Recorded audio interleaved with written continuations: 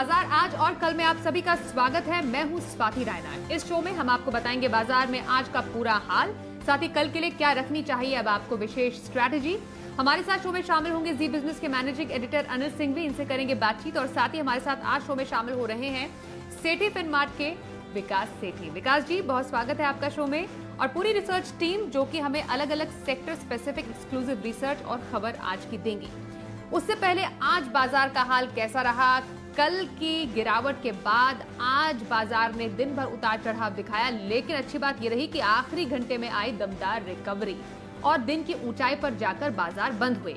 Nifty 165 अंकों की तेजी के साथ 17,550 के ऊपर निकला। सेंसेक्स भी 500 अंक उछलकर 59,000 के ऊपर बंद हुआ। निफ्टी बैंक दिन के निचले स्तर से 700 अंक सुधरकर 37,200 के ऊपर बंद होने में आज कामयाब रहा।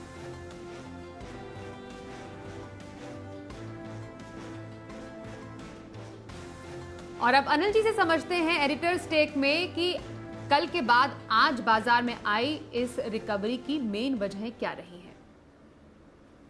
भारतीय बाजारों के लिए आज रहा बड़े उतार चढ़ाव का दिन। शुरुआत मजबूती के साथ हुई क्योंकि ग्लोबल मार्केट से संकेत कमजोरी के थे, लेकिन डाउ फ्यूचर्स ने हल्के हरे निशान के साथ संकेत देकर यह कहा कि अमेरिका में जो कुछ करेक्शन होना था शायद कल हो चुका। और आज से 2 दिनों की जो फेड की बैठक शुरू हो रही है, उससे पहले डाउ फ्यूचर्स में हल्की मजबूती हमारे काम आती दिखी। मजबूत शुरुआत करने के बाद फिर से बिकवाली का दबाव कल ही की तरह आ जाता हुआ देखा। कल के लोज से भी नीचे जाकर 17,325 के आसपास पहुंचे हम निफ्टी पर और 36,500 के बेहद करीब पहुंचे बैंक निफ्टी पर। लेकिन आज की सबसे बड़ी बात और खासियत थी रिकवरी, और रिकवरी 2-3 वजह से आती दिखी। एक, धीमे धीमे डाउ फ्यूचर्स अपनी मजबूती बढ़ाते हुए दिखे। दूसरा, पुट कॉल रेशियो 1 के नीचे ओवरसोल्ड लेवल पर। और तीसरा, कल की कमजोरी में एफआईज की बिकवाली के आंकड़े थे, लेकिन बहुत बुरे नहीं, और इससे बाजार में जोश आता दिखा। तो लगातार फर्स्ट हाफ में उतार चढ़ाव होने के बाद सेकंड हाफ में बाजार धीमे धीमे ऊपर आते हुए दिखे और दिन के हाईएस्ट पॉइंट पर जाकर बंद होने में कामयाब रहे। 17,575 के करीब निफ्टी पर और 37,300 के करीब बैंक निफ्टी पर। यानी कि निचले स्तर से बैंक निफ्टी ने 800 पॉइंट और निफ्टी ने करीबन 250 पॉइंट की शानदार रिकवरी दिखाई। मिड कैप और स्मॉल कैप शेयरों में भी एक्शन भरपूर रहा, वहां पर भी खरीदारी लौटती दिखी। और सबसे बढ़िया बात, सबसे बड़ी रिलीफ रैली वहां से आती दिखी जहां से कमजोरी की शुरुआत हुई थी। और इस बार for a change bank Nifty नहीं बल्कि मेटल शेयरों ने कमजोरी को लीड किया था, और आज रिकवरी में भी मेटल स्टॉक्स ही सबसे आगे रहे। तो सेल, टाटा स्टील जैसे दिग्गज शेयरों में शानदार खरीदारी निचले स्तरों से लौटती दिखी और ये बड़ी राहत देने वाली थी। तो फाइनली कल के तेज उतार चढ़ाव और कमजोरी भरे सेशन के बाद आज भारतीय बाजारों के लिए एक बड़ी रिलीफ वाला ट्रेडिंग सेशन रहा, जहां पर हम मजबूती के साथ बंद होने में कामयाब रहे। तो बाजार में आज का हाल समझा, कल के लिए स्ट्रैटेजी भी जानेंगे, लेकिन उससे पहले सेक्टर स्पेसिफिक आज एक्शन कैसा रहा समझते हैं। जरा वरुण दुबे हमारे साथ है। वरुण, जरा बताएं आज की इस मार्केट में कहां पर सबसे ज्यादा मजबूती रही सेक्टर में और कहां पर नरमी दिखी? देखिए, आज बेहद ही बेहतरीन और वॉलेटाइल ट्रेडिंग सेशन जो है भारतीय बाजारों में देखने मिला है। और आजकल है ना, हम पूरी तरह से ग्लोबल मार्केट्स के ट्रेंड पे चल रहे हैं। आपने देखा कल ग्लोबल मार्केट्स में पिटाई हुई थी, उसका इम्पैक्ट कल भारतीय बाजारों में देखा गया। कल ओवरनाइट अगर आप देखेंगे तो यूएस के मार्केट्स में भी दबाव था, लेकिन सुबह सुबह अगर आप देखेंगे तो एशियन मार्केट्स हरे निशान में खुले, डाउ फ्यूचर में अच्छी खासी तेजी थी, तो उसका असर कुछ हद तक भारतीय बाजारों में हुआ था। शुरुआत हमारे हरे निशान में हुई थी, लेकिन दिन के दौरान अगर आप देखेंगे तो भारतीय बाजारों में थोड़ी वीकनेस देखने मिली थी। हालांकि सेकंड हाफ में निचले स्तरों से एक स्मार्ट रिकवरी भारतीय बाजारों में देखने मिली और फिर से एक बार देखिए 17,550 के ऊपर निफ्टी जाके बंद हुआ है। और कल जिसने सबसे ज्यादा गिरावट में पार्टिसिपेट किया था मेटल काउंटर्स, वहीं से सबसे ज्यादा सहारा मिला है। और आज का निफ्टी का टॉप गेनर देखिए जेएसडब्ल्यू स्टील, यह निफ्टी का टॉप गेनर था। इसके अलावा ओएनजीसी जैसे काउंटर्स थे जिनमें जम के उछाल देखने मिला। आईटीसी, अब ये काउंटर लगातार तेजी दिखा रहा है। इसके अलावा बैंकिंग काउंटर्स, दिन के दौरान वहाँ गिरावट देखने मिली, लेकिन सेकंड हाफ में काफी हद तक बैंक निफ्टी ने भी सपोर्ट किया और खासकर जो प्राइवेट बैंकिंग स्पेस है वहां से सपोर्ट मिला। इंडसइंड बैंक देखिए आज निफ्टी में इसमें भी अच्छी खासी तेजी देखी गई। एफएनओ में Mindtree, PVR, open up theme जो है वो लगातार चल रही है, उसका इम्पैक्ट देखने मिल रहा है। रियल एस्टेट काउंटर्स आज के स्टार परफॉर्मर थे। गोदरेज प्रॉपर्टीज में देखिए अच्छी खासी तेजी थी और एनबीएफसीज में खासकर हाउसिंग फाइनेंस स्पेस जो है वहां पे तेजी है। कैनफिन होम जैसे काउंटर में अच्छी खासी तेजी थी। इसके अलावा अगर आप देखेंगे तो बाकी गेनर्स में GNFC, Himadri speciality chemicals, Varun beverages, Bajaj holding, in fact Bajaj holding लगातार तेजी दिखा रहा है, आज भी तेजी में था। हमारे चैनल पे जो टॉप कॉल्स दिए गए उसमें अमृतांजन था, हमारे एक्सपर्ट्स ने भी सुझाया और ट्रेडर्स डायरी में भी आपको बताया गया था स्टॉक इसमें अच्छी खासी तेजी थी। Welspun India, KEC international, United breweries जैसे काउंटर में तेजी थी। खबरों के चलते आईटीडीसी जो अशोका होटल के लिए हमने आपको खबर दी उसका इम्पैक्ट, एनसीसी के लिए जो खबर दी उसका इम्पैक्ट देखने मिला। क्लीन साइंसेस में ये कुछ पुणे में प्रॉपर्टी खरीद रहे हैं उसका असर देखने मिला। और नेस्ले दिन भर फोकस में था क्योंकि इस कंपनी की जो कमेंट्री आई है वो थोड़ी वीक है, इसके लिए आज यहाँ थोड़ी फिर गिरावट देखने मिली। इसके अलावा टॉप लूजर्स की बात करें तो ऑटो काउंटर्स यहाँ पे आज प्रेशर देखने मिला। मारुति निफ्टी का टॉप लूजर था। इसके अलावा बीपीसीएल, पॉलीकैब, एचएल जैसे काउंटर्स में यहाँ पे गिरावट देखने मिली।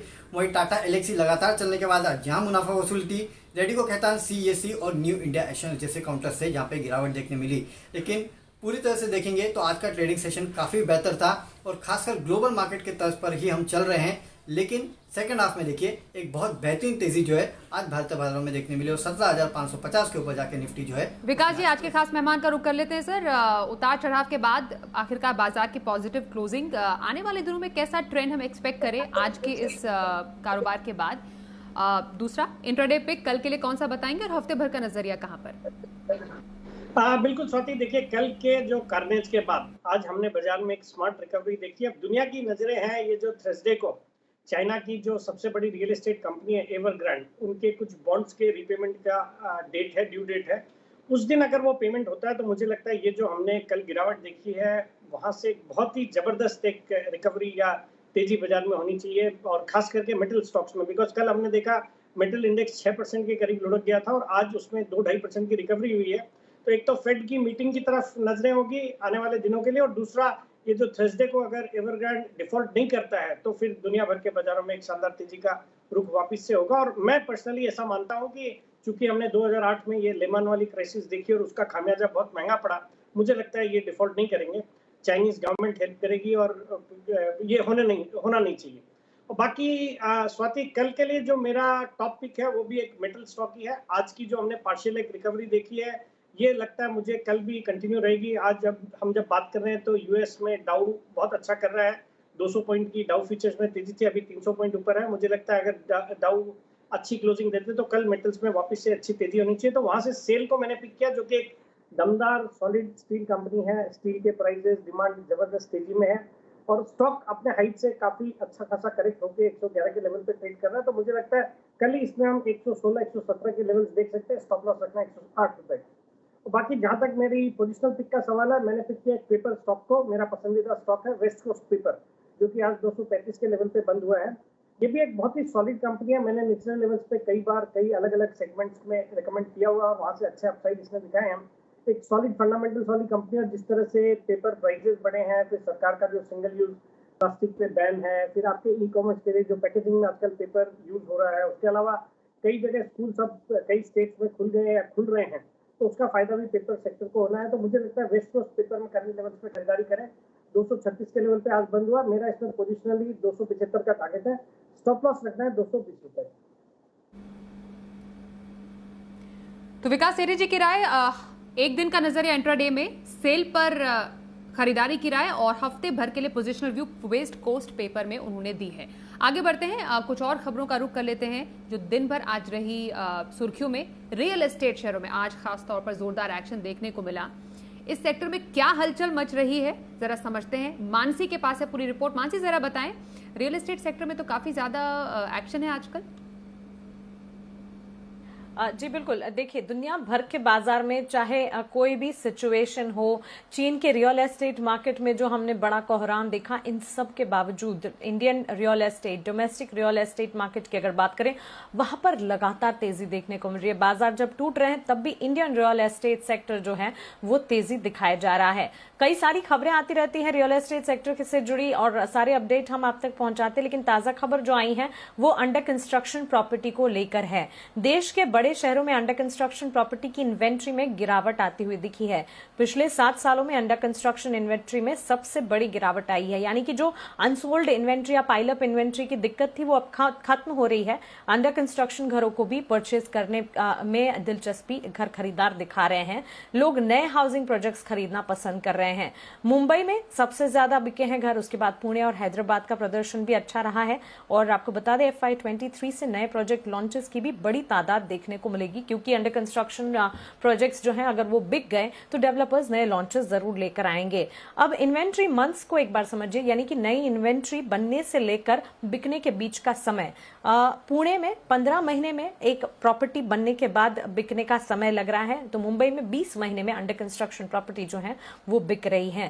घर खरीदार का भरोसा रेरा के बाद एक बार बढ़ता हुआ रियल एस्टेट पर दिखा, जागरूकता बढ़ी है, वर्क फ्रॉम होम का कल्चर है जिसके चलते नए बड़े घरों की डिमांड बढ़ती दिखी है। डेवलपर्स पुराना कंस्ट्रक्शन जो है वो बिकने के बाद ही नए लॉन्चेस लाने के हक में है। एक बार पुरानी इन्वेंट्री खत्म होने के बाद नए लॉन्चेस ला रहे हैं, तो इसीलिए हम देख रहे हैं कि ये सारे जो इन्वेंट्री है वो खत्म होती भी दिख रही है, पाइल अप नहीं हो रही है। डेवलपर्स का ऑन टाइम डिलीवरी का भी फोकस है, तो ये सारे पॉजिटिव्स तो है ही। ये हुई रेजिडेंशियल रियल एस्टेट की बात, लेकिन कमर्शियल रियल एस्टेट में भी काफी अच्छा मोमेंटम देखने को मिल रहा है। ताजा खबर ये आई है कि एप्पल इंडिया ने मुंबई बीकेसी में 16,000 वर्ग फुट की ऑफिस स्पेस का कॉन्ट्रैक्ट जो है उसे रिन्यू किया है। 5 साल के लिए इस कॉन्ट्रैक्ट को रिन्यू किया गया है, और खबरें ये भी आ रही हैं कि मौजूदा रेंट से ज्यादा दाम पर इस कॉन्ट्रैक्ट को रिन्यू किया गया है। तो सिर्फ रेजिडेंशियल रियल एस्टेट ही नहीं, कमर्शियल रियल एस्टेट में भी अब धीरे धीरे रिकवरी और तेजी कह सकते हैं आती हुई दिख रही है।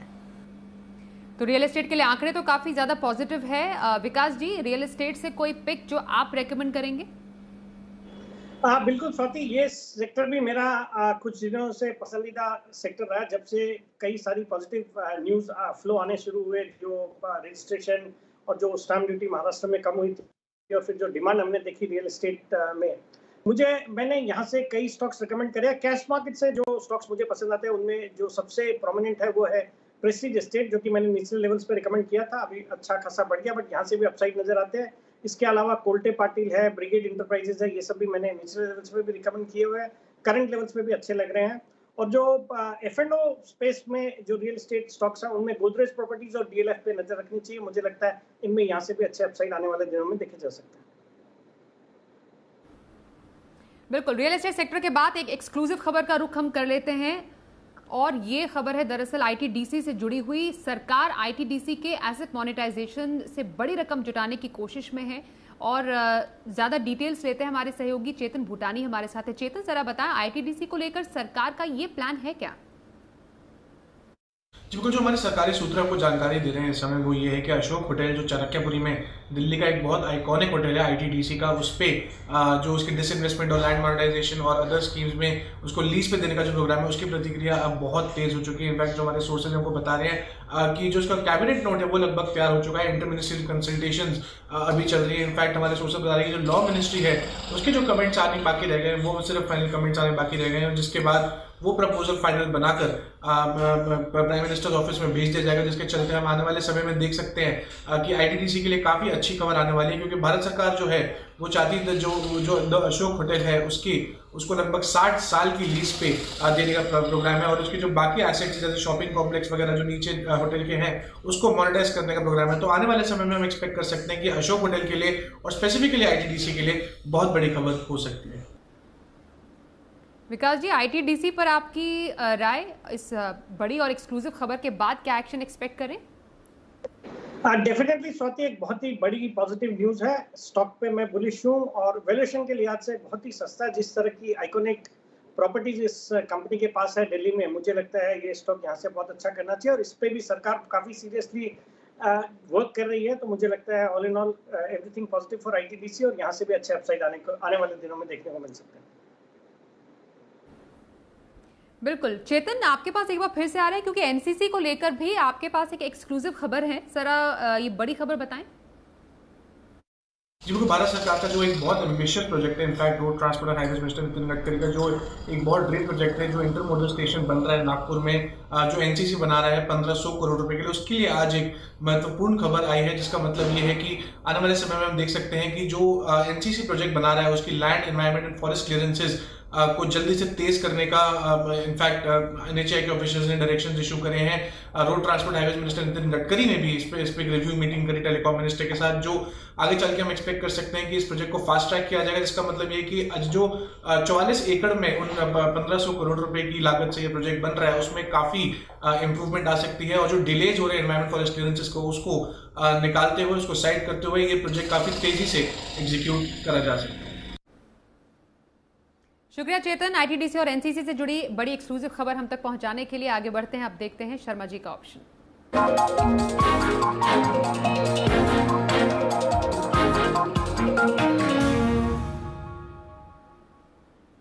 एचडीएफसी सिक्योरिटीज के बीके शर्मा से करते हैं बात। सर, बहुत स्वागत है शो में। कल के लिए ऑप्शन स्ट्रैटेजी कहां पर रखी जा सकती है?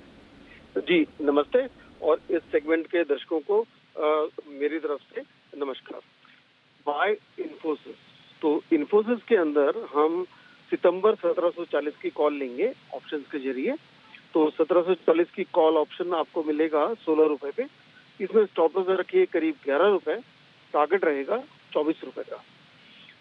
हमारा मानना है कि इस तरह के जो स्टॉक्स जो अंतर्राष्ट्रीय मार्केट पे उतने डिपेंडेंट नहीं है, खासकर जो मैन्युफैक्चरिंग और सप्लाईज रिलेटेड नहीं है चीन से, वो स्टॉक फिर भी हमारे बेहतर कर सकते हैं।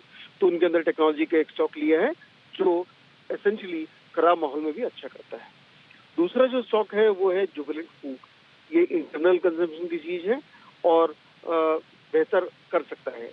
तो यहाँ पे मेरी सलाह ये रहेगी कि 4200 की कॉल जो आज 109 रुपए में बंद हुई है उसको लिया जा सकता है।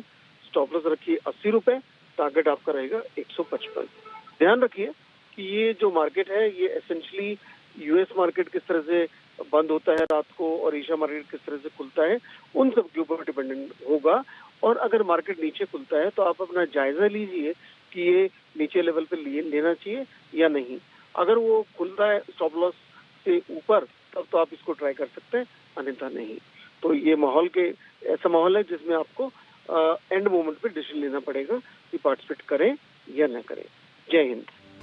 और आइए अनिल जी से समझते हैं कल के बाजार पर क्या रखनी है आपको तैयारी, और बाजार के लिए अहम संकेत कौन से होंगे? अमेरिकी फेड की जो 2 दिनों की बैठक शुरू हो रही है ये सबसे बड़े संकेत देगी, और हालांकि इसका सबसे बड़ा असर गुरुवार सुबह आपको देखने को मिलेगा। लेकिन कल सुबह का जहां तक सवाल है, इंपॉर्टेंट संकेत अमेरिका बाजारों से आते हुए दिखेंगे। 350 पॉइंट डाउ फ्यूचर्स ऊपर थे भारतीय बाजारों के बंद होने के वक्त। सपोर्ट लेवल जो निफ्टी पर दिख रहा है वो 17,400 के आसपास है। 17,350, 17,400 कल भी सपोर्ट के तौर पर काम करेगा। और एक बार हल्की फुल्की रुकावट की रेंज है 17,600, 625, उसके पार निकले तो फिर नए हाइस की तरफ बाजार बढ़ने की कोशिश फिर से अगले हफ्ते तक या इस हफ्ते के अंत तक करते हुए दिखेंगे। बैंक निफ्टी का जहां तक सवाल है 36,550, 36,850 बैंक निफ्टी पर मजबूत सपोर्ट का काम करेगा कल के लिए भी। अगर कमजोरी होती है तो भी 37,000 भी टूट जाए तो बड़ी बात है, लेकिन एक बार फिर से ऊपर की तरफ 37,700, 37,800 तक जाने की कोशिश बैंक निफ्टी की हो सकती है। मिड कैप और स्मॉल कैप शेयरों में भी एक्शन थोड़ा सेलेक्टिवली खरीदारी का रह सकता है, लेकिन ग्लोबल मार्केट्स अगले 2 दिनों तक उतार चढ़ाव के संकेत दे सकते हैं, और उस लिहाज से ट्रेडर्स और इन्वेस्टर्स को अपनी स्ट्रेटजी बनाकर रखना चाहिए। आइए अब देखते हैं कल का ऑप्शन।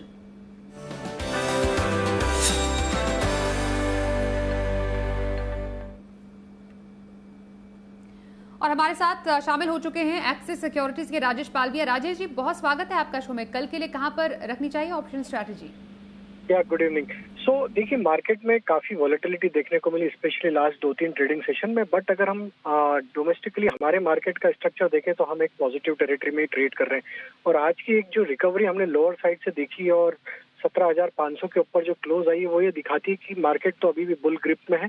वॉलेटिलिटी जरूर रहेगी ग्लोबल क्यूज के चलते, लेकिन आज के हिसाब से, अगर आज का क्लोजिंग के हिसाब से अगर हम डेटा सेटअप को एनालाइज करें तो हमें लगता है कि यहाँ से एक अपसाइड का मोमेंटम कल के सेशन में भी आते हुए दिख सकता है और 17,600, 650 की तरफ मार्केट बढ़ता हुआ दिख सकता है। तो 17,600 का स्ट्राइक का कॉल ऑप्शन बाय करने की सलाह देंगे, जो कि आज क्लोज हुआ है करीब 60 रुपीज के आसपास, और इसमें हम 40 रुपीज का स्टॉप लॉस सजेस्ट करेंगे। और इस ऑप्शन के टारगेट हम एक्सपेक्ट करें करीब 100 रुपए तक आते हुए दिख सकते हैं।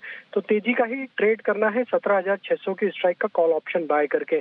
स्टॉक स्पेसिफिक बात करें तो हमें पिडिलाइट का स्टॉक काफी अट्रैक्टिव लग रहा है। जिस तरीके से स्टॉक में आज एक्शन देखने को मिला, स्टॉक अपने प्रीवियस स्विंग हाई के ऊपर ट्रेड कर रहा है। हमें लगता है पिडिलाइट को भी कल के सेशन में बाय करना चाहिए। 2480 तक के टारगेट हमें लगता है कल के सेशन में आते हुए दिख सकते हैं। तो 2400 के स्टॉप लॉस से पिडिलाइट इंडस्ट्री का स्टॉक भी बाय किया जा सकता है। शुक्रिया राजेश जी कल का ऑप्शन बताने के लिए। विकास जी, अब बताइए लॉन्ग टर्म स्ट्रैटेजी कौन सी बताने वाले हैं आप? बिल्कुल स्वाति, जो मेरी आज की लॉन्ग टर्म पिक है, एक बहुत ही सॉलिड स्टॉक है। कंपनी का नाम है मोतीलाल ओसवाल फाइनेंशियल सर्विसेज, जो कि आज 820 के आसपास बंद हुआ है। एक सॉलिड कंपनी है फाइनेंशियल सर्विसेज सेक्टर से, जो कि हर तरह की सर्विसेज जैसे ब्रोकरेज है, फिर आपके wealth management, PMS, merchant banking, सब तरह की सर्विसेज प्रोवाइड करती है। इनके भारत में छोटे बड़े शहर मिला के अराउंड 550 सिटीज में इनकी प्रेजेंस है। करीबन 2500 ऑफिसेज है, 20 लाख के करीब इनके कस्टमर्स है। बाकी सबसे अच्छी बात यह है कि अगर वैल्यूएशन के लिहाज से कंपेयर करें तो जो बाकी लिस्टेड स्पेस में इनके पीएस है जैसे एंजल ब्रोकिंग है या आईसीआईसीआई सिक्योरिटीज है, उनके कंपैरिजन में स्टॉक बहुत ही सस्ता है। तो मुझे लगता है इस स्टॉक को करंट लेवल्स पे खरीदना चाहिए। मेरा इसमें आने वाले 9 से 12 महीने में 1200 रुपए का टारगेट है, तो खरीदारी करने की सलाह है मोतीलाल ओसवाल फाइनेंशियल सर्विसेज। मोतीलाल ओसवाल में लंबी अवधि की खरीदारी करने की सलाह विकास सेठी की। बहुत शुक्रिया विकास जी, आप हमारे साथ आज इस शो में शामिल हुए। फिलहाल इस शो में इतना ही।